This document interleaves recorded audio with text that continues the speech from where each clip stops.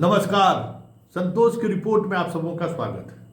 और आज हम संतोष की रिपोर्ट में चर्चा करने जा रहे हैं कि झारखंड में जिस तरीके से जदयू और बीजेपी के बीच सीट बंटवारे को लेकर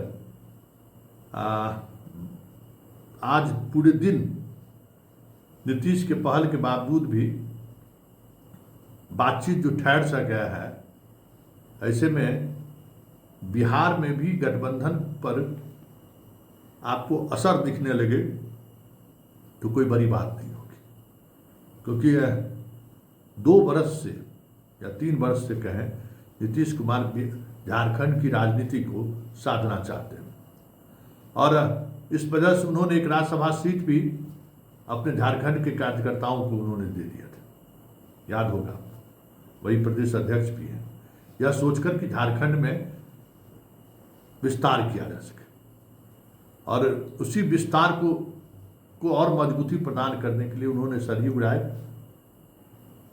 जो पूर्व चुनाव में बीजेपी के मुख्यमंत्री को हरा दिया था, राजा पीटर जो शिबू सोरेन को चुनाव हरा दिया था, 2 बड़े लीडर को वो जदयू में शामिल हो चुके थे। इसके अलावा कई और ऐसे नेता हैं जिनको चुनाव लड़ाना चाहती है जदयू। 11 सीटों का उनका डिमांड था। भाजपा के स्टेट लेवल के लीडर के द्वारा कल ये खबर चलाई गई कि 2 सीट हम देंगे, एक राजा पीटर और एक सरयू राय की। इसको लेकर नीतीश कुमार ने गहरी नाराजगी व्यक्त की है और ललन सिंह और संजय झा की तमाम कोशिशों के बावजूद भी हमें लगता है कि बातचीत पटरी पर नहीं आई है। इसलिए इन दोनों नेताओं का भी साख दाव पर है। ये वही नेता हैं जो इंडिया गठबंधन के ब्लॉक से इनको एनडीए गठबंधन के ब्लॉक में लाए थे और कई शर्तों के साथ नीतीश कुमार का एक यह भी शर्त था कि झारखंड चुनाव में सम्मानजनक सीट जदयू को मिलना चाहिए। हालांकि आज अशोक चौधरी ने नीतीश कुमार की उस मुहिम की तो हवा निकाल दी है, कह दिया कि कुछ भी हो हम लोग तो एनडीए के साथ ही चुनाव लड़ेंगे। वो भी हम आपको बात सुनाएंगे, लेकिन बड़ी बात यह है कि आखिर झारखंड के सहारे नीतीश साधना क्या चाहते हैं, या फिर झारखंड में जिस तरीके से 11 सीटों पे कम से कम 6 सीटों की मांग पर क्यों अड़ी हुई है जदयू। और फिर ऐसे में बीजेपी बिहार में जो पिछले बार 115 सीटों पर नीतीश कुमार चुनाव लड़े थे, जो इस बार किसी भी स्थिति में संभव नहीं है, तो ऐसी स्थिति में झारखंड के सहारे जदयू को क्यों नहीं साधना चाह रही है, बड़ा सवाल है। क्योंकि दोनों स्थिति में अगर अनुकूल अगर चीज़ें सामने आ जाती हैं, अगर तय हो जाता है, तो फिर बिहार और में भी जो सीटों के तालमेल को लेकर जो थोड़ा जीत वाली स्थिति बनती, वो झारखंड के 6 सीटों के सहारे हमें लगता है कि बातचीत का रास्ता निकाल सकते थे। हमें ये भी संभावना प्रबल था।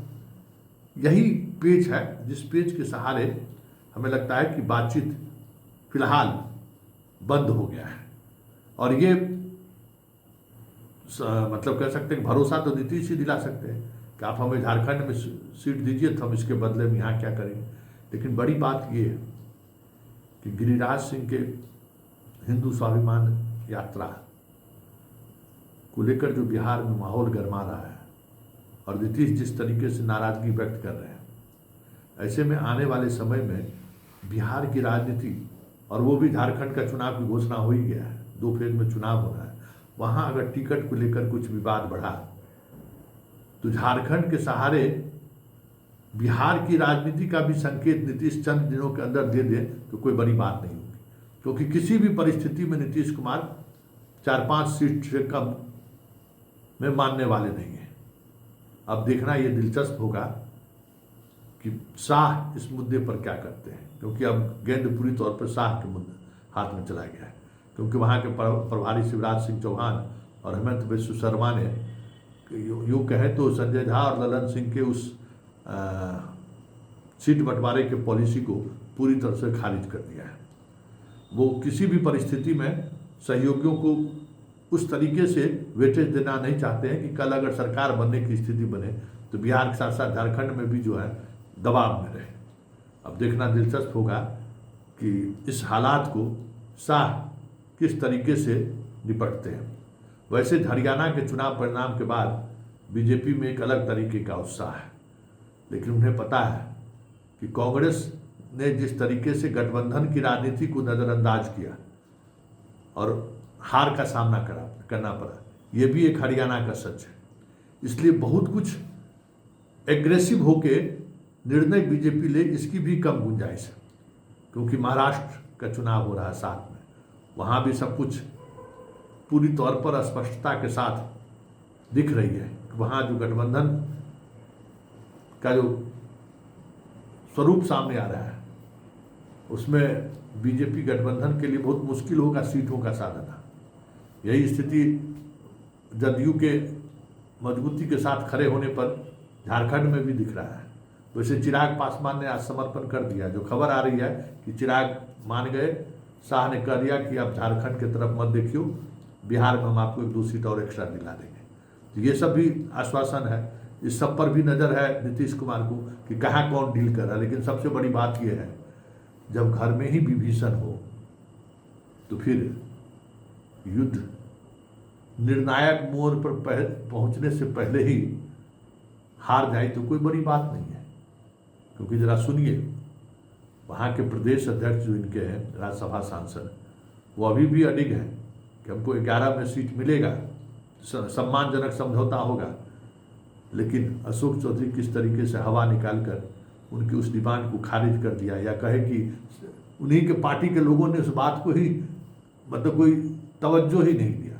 अब क्या होगा उस पार्टी का, जरा सुन लीजिए वहाँ के प्रदेश अध्यक्ष और राज्यसभा सांसद क्या कह रहे हैं, और अशोक चौधरी वहाँ के प्रभारी हैं झारखंड के, वो क्या कह रहे हैं। जरा पहले दोनों सुन लीजिए, फिर हम आखिरी कमेंट इस पर कहेंगे। देखिए, अभी कोई सहमति नहीं बनी है, 2 सीट पर भी नहीं बनी, कुछ ऐसी बात नहीं है।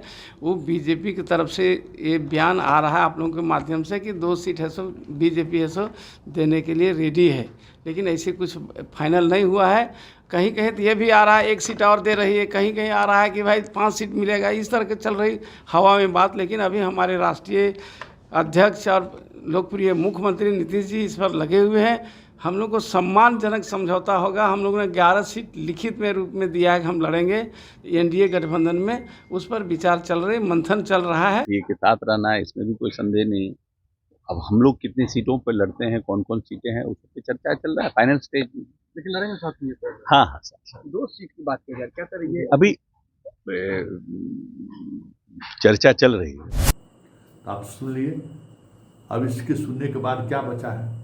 अब ललन सिंह और संजय झा पर फेंक दिया है इन्होंने, अशोक चौधरी, कि अब ललन बाबू और संजय झा वहाँ बातचीत है, सम्मानजनक समझौता होगा, निश्चिंत रहिए। लेकिन कोई गठबंधन में हम लोग सब मिलकर साथ चुनाव लड़ेंगे। तो साथ चुनाव लड़ने का मतलब क्या है, अब समझ जाइए।